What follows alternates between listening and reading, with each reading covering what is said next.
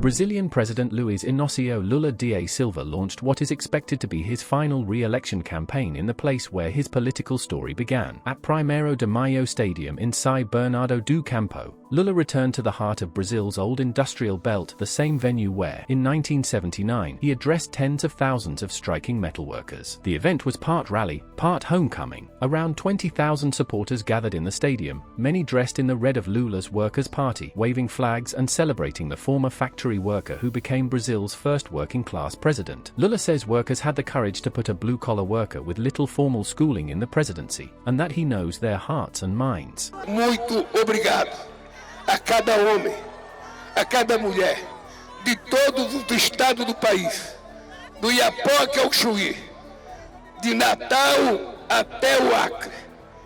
Muito obrigado a cada trabalhador que dia de eleição, teve a coragem de levantar e dizer: eu vou colocar na presidência da República peão, quase que analfabeto, porque eu só tenho o diploma primário e curso de Senai.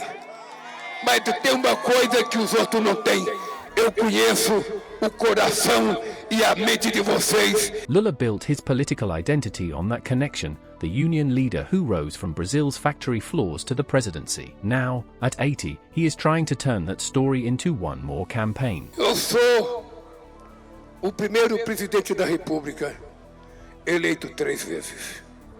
Não tem na história desse país. Lula says he is the first president in Brazil's history to be elected 3 times. On stage, Lula highlighted his record, including what he said were 10.1 million formal jobs created over 3.5 years. But this campaign begins in a different Brazil from the one that made him a national figure. The union movement that once powered Lula's rise has weakened. Brazil's unionization rate has nearly halved in a decade, falling from 15.7% in 2014 to 8.9% in 2024, according to official data. Many young workers now live in the gig economy, far from the factory floors and organized labor networks that shaped Lula's base. For longtime supporters, though, Lula remains more than a candidate. He is a political era. Some arrived carrying images of his historic 1979 appearance at this same stadium. Others wore workers' clothes, traditional northeastern hats, and campaign symbols linking today's race to Lula's past. Lucilina Romanhol says Lula is a story and an era, and calls him a global leader. Lula é uma história, tempo, né? E que não vai acabar. Ele vai deixar de ser presidente, mas ele é uma liderança hoje mundial, né?